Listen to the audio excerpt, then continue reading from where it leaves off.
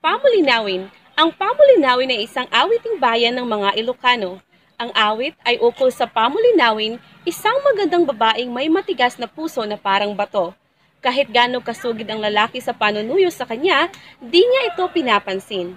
So ang Pamulinawin, pwede itong inaawit o sinasabayan ng sayaw at ang ipapakita namin ngayon ay kung paano ito sinasayaw. So tunghayan ninyong lahat.